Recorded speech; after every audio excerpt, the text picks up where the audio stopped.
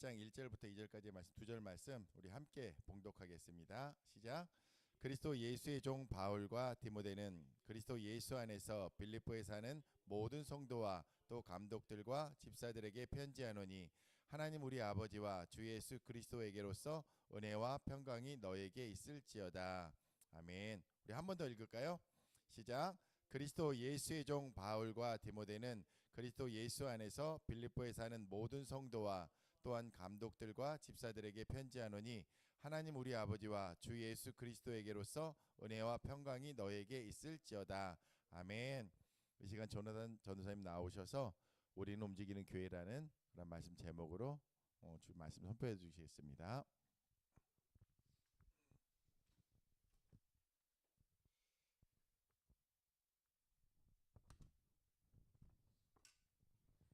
오랜만에 뵙습니다, 여러분.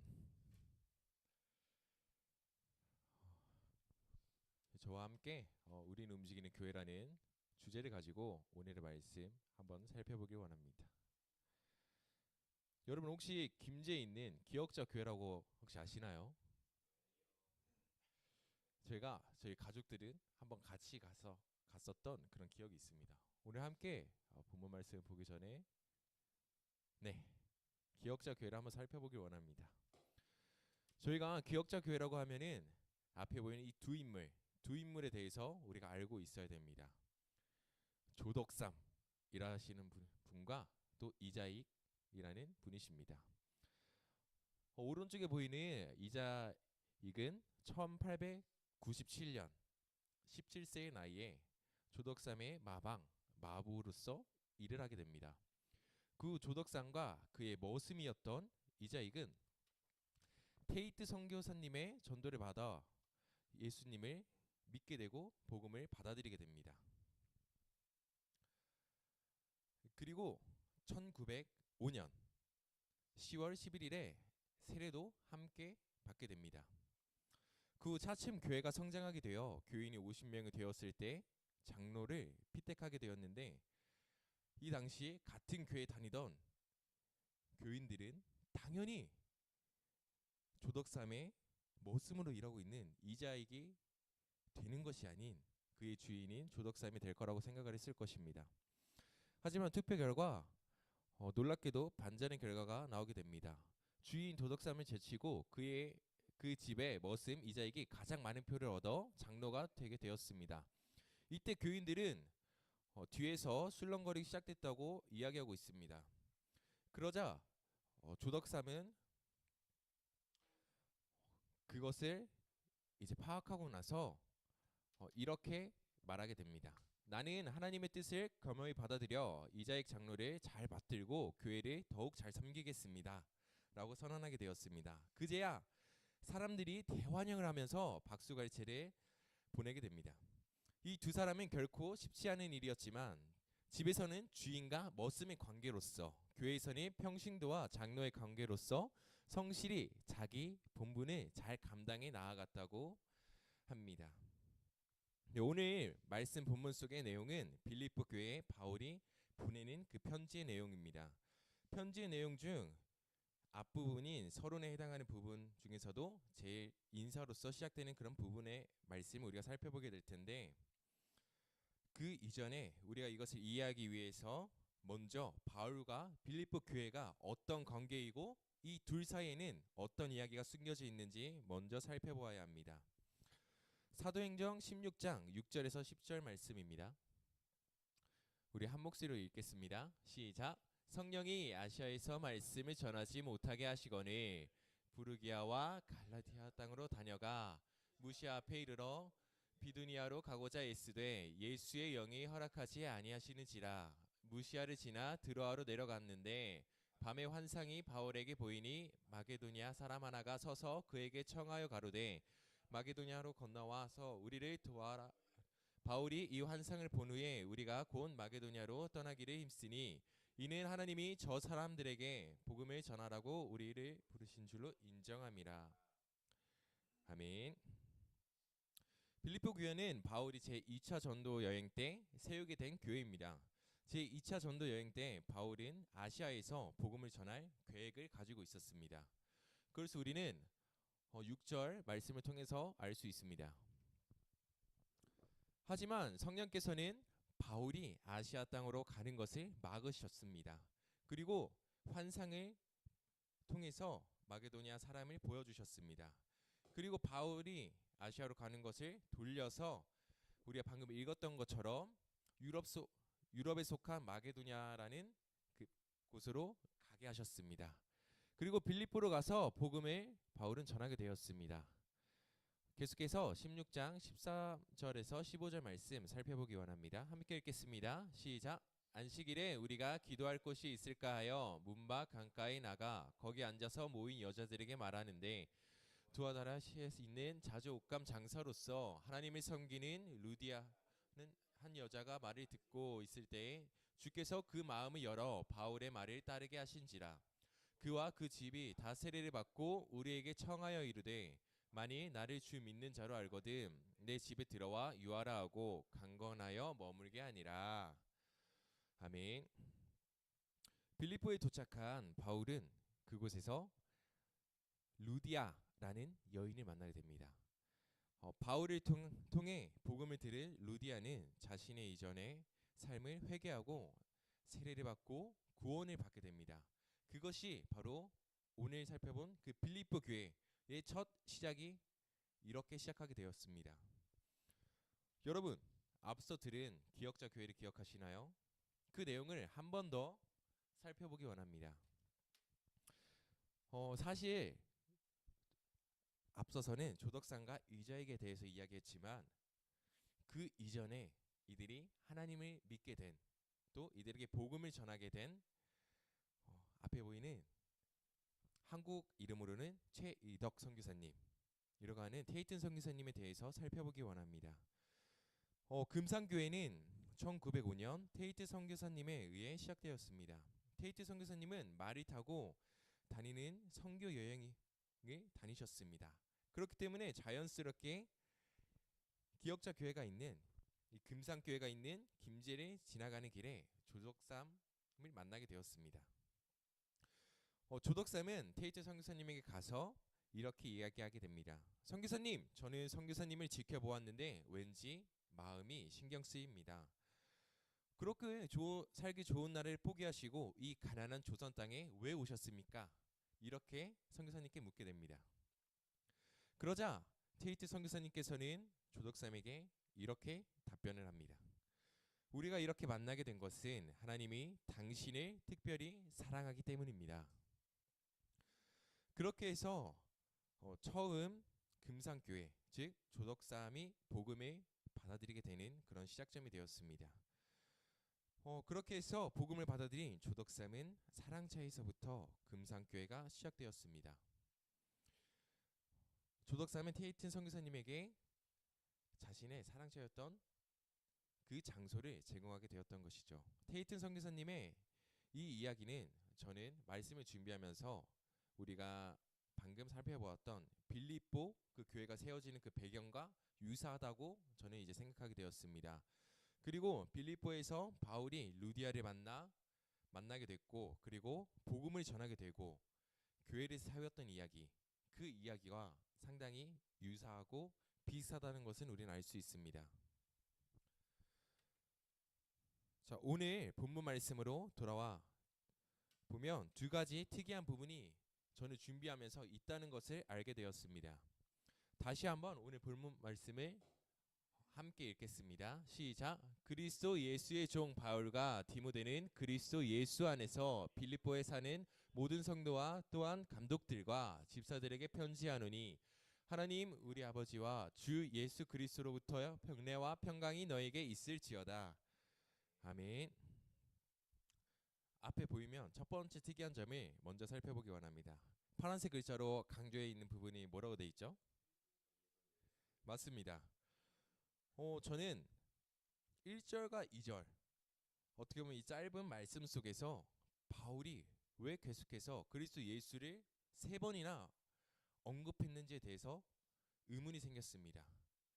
그리고 우리가 집중적으로 봐야 되는 것은 바울은 빌립보 교회에 보낼 때 그리스도 예수라는 말을 앞부분 그 인사말에만 3번이나 썼습니다. 3번이나 씀으로써 바울은 빌립보 교회 사람들이 들에게 이 말을 전하고 싶었던 것입니다. 예수 그리스도가 메시아 되심을 강조하고 있다는 것을 알 수 있습니다. 이처럼 바울의 다른 서신도 우리가 살펴보게 되면은 바울은 시작 부분에 거의 대부분을 예수 그리스도라는 이 말이 꼭 들어가게 됩니다. 함께 살펴볼까요? 에베소서 1장 1절 말씀 먼저 함께 읽겠습니다. 하나님의 뜻으로 말미암아 그리스도 예수의 사도된 바울은 에베소에 있는 성도들과 그리스도 예수 안에 신실한 자들에게 편지하노니. 에베소서 1장 1절을 보게 되면은 여전히 마찬가지로 그리스도 예수의 사도된 바울이라고 강조하고 있습니다. 또 골로새서 1장 1절 말씀 함께 살펴보겠습니다. 시작. 하나님의 뜻으로 말미암아 그리스도 예수의 사도된 바울과 형제 디모데는. 여기서도 이제 함께 살펴보게 되면은 하나님의 뜻으로 말미암아 그리스도 예수라는 단어가 강조되고 있다는 것을 우리는 알 수 있습니다. 그렇다면 바울은 그리스도 예수라는 것을 무슨 이유로 또 무슨 의미가 숨겨져 있는 것일까요? 우리 함께 그리스도 예수라는 이 말이 어떤 뜻이 담겨져 있는지 함께 살펴보겠습니다. 자, 앞에 보이는 것처럼 첫 번째로는 그리스도에 대해서 함께 살펴보기 원합니다. 그리스도는 기름 부은 받은 자란 뜻을 가진 히브리어 메시아의 번역입니다. 그리고 그 다음으로는 예수에 대해서 함께 살펴보겠습니다. 예수는 여호와는 구원이시다라는 이름의 뜻을 가진 구약의 여호수아의 헬라어 음역입니다. 바울은 역사적으로 이 땅에 인간의 몸을 입고 오신 예수님께서 바로 구약 성경에 계속해서 언급되고 있는 메시아임을 보여주기 위해서, 알리기 위해서 아마도 오늘 말씀과 그리고 특히 옥중에 바울이 갇혀 있을 때 썼던 그 서신들의 예수 그리스도 예수라는 말에 중복적으로 혹칭을 사용했을 것입니다. 다음으로는 두 번째 특이한 점에 대해서 살펴보겠습니다. 앞에 어떻게 써져 있죠? 네. 다음으로도 우리 특이한 점은 그리스도 예수의 종 바울이라고 다른 서신들과 다르게 빌립보 말씀에서만 이렇게 바울이 이야기하고 있습니다. 아까 우리가 읽었던 이 에베소서 1장 1절과 골로새서 1장 1절 말씀을 보게 되면은 바울이 어떻게 표현하고 있나요? 그리스도 예수의 사도된 바울이라고 표현되고 있습니다. 다음으로 골로새서 1장 1절에서는 똑같이 그리스도 예수의 사도된 바울과라고 자신을 소개하고 있다는 것은 우리는 볼 수 있습니다. 하지만 오늘 본문 말씀 1절을 보게 되면은 우리가 앞서 살펴본 이 두 장의 이제 다른 내용과는 다르게 여기서는 그리스도 예수의 종 바울이라고 자신을 소개하고 있습니다. 그렇다면 바울이 말한 이 종은 과연 어떤 의미였을지 함께 살펴보기 원합니다.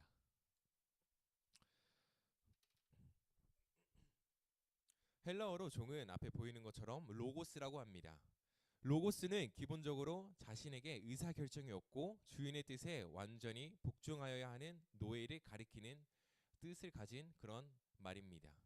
빌립보 교회에 편지할 때 예수 그리스도의 사도가 된 바울이 아닌 그리스도의 종 바울이라고 소개한 것도 그러한 이유에서였을 것입니다. 바울이 자기를 굳이 사도라고 강조하지 않은 것은 자신이 사도적인 신분을 굳이 강조할 필요가 없을 정도로 빌립보 교회와 친밀한 그런 관계, 더 나아가서는 빌립보 교회가 바울을 많이 신뢰하고 따랐을 그 가능성이 높기 때문이었을 것입니다. 그리고 자신이 그리스도를 향한 절대적인 복종의 의미와 더 나아가서는 그리스도를 대리하는 자로서의 권위를 나타내기 위해 오늘 말씀이 표현한 것처럼 그리스도 예수의 종 바울로 자신을 소개하고 있는 것이죠. 여러분, 오늘 본문 말씀은 바울이 빌립보 교회 성도들 그리고 그 교회를 섬기는 장로들에게 보낸 그런 편지의 내용이었습니다. 그 편지는 특정 누구에게 보내는 것이 아닌 빌립보에 사는 그리스도 예수 안에 있는 모든 성도들과 감독들과 집사들에게 편지를 보내는 것입니다. 여기서 감독들과 집사들은 교회 성도들을 섬기는 그런 장로들, 즉 뒤에서 서포트하는 그런 사역자들을 의미합니다. 바울은 이 편지를 받은 빌립보 교회 사람들이 자신이 그랬던 것처럼 예수 그리스도를 우리의 구원자, 즉 메시아로 받아들이기 원했을 것입니다. 그리고 또한 서로 섬기며 예수 그리스도를 함께 온 마음, 온 뜻을 다해 그분의 말씀에, 그분의 뜻에 순종함으로써 의의 열매로, 성령의 그 열매로 하나님께 영광과 찬송을 돌리기 소망하는 그런 마음으로 빌립보 교회 사람들에게 그렇게 3번이나 그리스도 예수라는 그 언어를 씀으로써 강조함으로써 썼을 것입니다. 오늘 이 말씀은 빌립보 교회뿐만 아니라 오늘날 예수 그리스도를 따르는 우리들에게 또한 바울이 보내는 그런 편지입니다. 예수 그리스도 따르는 우리들에게 또한 똑같이 빌립보 교회에 전했던 그 마음과 똑같은 마음으로 우리에게 말하고 있는 것이죠. 서로 예수 그리스도의 사랑 안에서 화목하고 의의 열매와 성령의 열매로 충만해져서 하나님께 영광과 찬송을 돌리라고 말하고 있는 것입니다. 또한 오늘날 앞서 오늘 그 말씀의 그 제목처럼 그 주제처럼 이 장소를 교회로만 칭하는 것이 아니라 보는 것이 아니라 우리가 삶 속에서 걸어가는 그 모든 순간순간에 우리는 하나님과 나와의 그 교회로 생각해야 되는 것이죠. 그렇기 때문에 우리는 삶 속에서 더욱더 하나님을 찾고 하나님을 부르짖으며 하나님께 나의 그 모든 것을 올려드리기 위해서 힘써야 됩니다. 사랑하는 우리 여러분, 새로운 한 주가 시작되게 됩니다. 새로운 한 주를 이제 살아가게 될 때 이것을 기억하고 나아가기 원합니다. 우리가 삶 속에서 만나는 이들에게 바울이 빌립보 교회 성도들 그리고 감독들과 집사들에게 보냈던 이 마음가짐을 우리가 품으며 함께 나아가기 소망합니다.